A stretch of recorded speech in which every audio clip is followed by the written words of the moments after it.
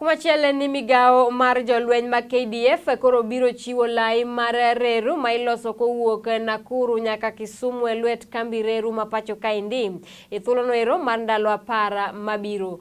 Maendi en ler ma bende oyangi kod CAS migao mar defense migosi Peter Odoyo ma bende oloso e kinde limbe mane gitimo e port ma Kisumu. Jatend jotatije ka Kenya Railways bade ma Kisumu manoero Mwalimu Disi olero ni ibiro tem tiyo kod laino ero e kinde jumbe mabiro kendo ka ochopo dwe mar 4 mar higani eri to ibiro yawe ayanga ne chako tiyo kama bende jowuoth kod mwandu mopogore opogore ibiro chako tiyo kode kochopo dwe mar 4 mar higani. After KDF wamemaliza, now comes in Kenya Railways to now straighten the line.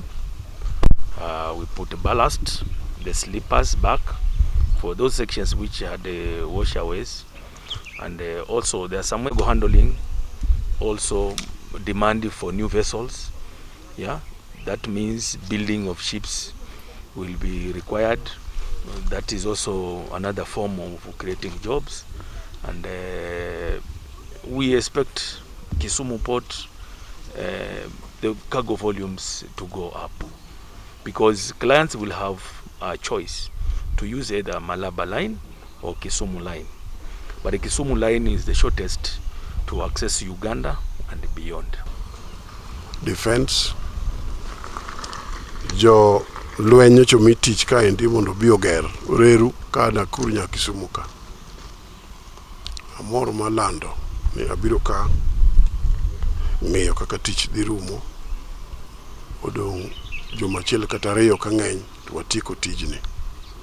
Kwasetieke koro waduoke ne joreru koro dhi keto reru maber, gipime kendo gidhi kelo bogi abiro ringo nyaka Kisumu ka.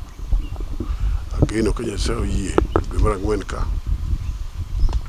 Rais komakore gi Raila bro idho bogi na nyaka Kisumu ka kendo bro rwakogi.